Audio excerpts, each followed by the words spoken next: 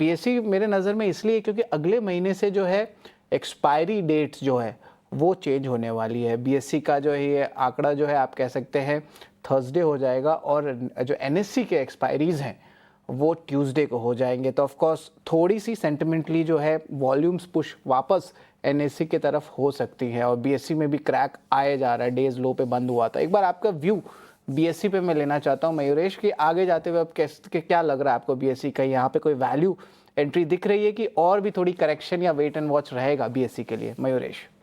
ये I think बाजार ideally, morning to you Sharad, good morning. बाजार आइडियली आई थिंक देखना चाहेगा कि जो इम्पैक्ट है नए रेगुलेशंस का, नए एक्सपायरीज का, ये वॉल्यूम्स पे कैसे प्ले आउट होता है। Obviously I think brokers are going to get impacted significantly, और अब ब्रोकर्स इम्पैक्ट होते हैं in terms of transaction volumes, तो एक्सचेंजेस का जो ट्रांजैक्शन वॉल्यूम है वो भी इम्पैक्ट होगा। I think it's simple logic as kept as that. I think जो एन्युटी रिलेटेड रेवेन्यूज है, आई थिंक वहां पे स्थिरता आई थिंक बरकरार रहेगी। In terms of demat additions, I think demat additions होते रहेंगे भारतवर्ष में। And what the regulator probably wants is speculation से हटके focus more in terms of long term compounding wealth creation. तो कहीं ना कहीं I think the regulator clearly is trying to have some element of shift F and O के risky trading से लेके cash market investments की तरफ।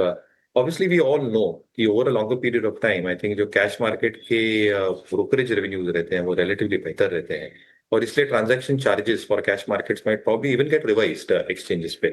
But I think there are a lot of ifs and buts, I think, Sharad, for this whole scenario. And at the current juncture, I think the markets are going solely with the presumption कि जो एक massive volume spurt हमें F&O expiries की वजह से देखने मिला था, that is going to come off significantly. और ये टेक्टोनिक शिफ्ट क्या कैश मार्केट वॉल्यूम्स में कॉम्पेंसेट होती हुई दिखेगी?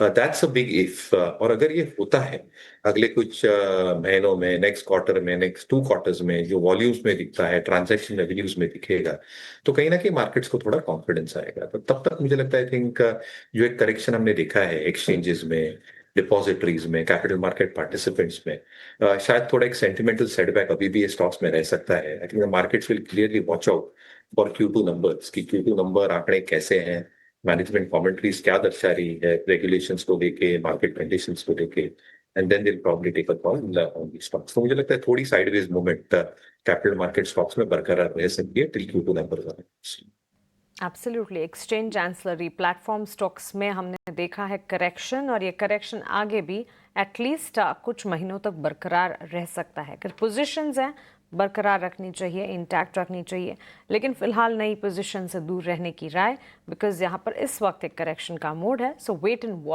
वॉच लिस्ट में रखने की राय प्लेटफॉर्म स्टॉक्स के लिए आपको मिलती हुई। लेकिन shifting focus to the IT sector,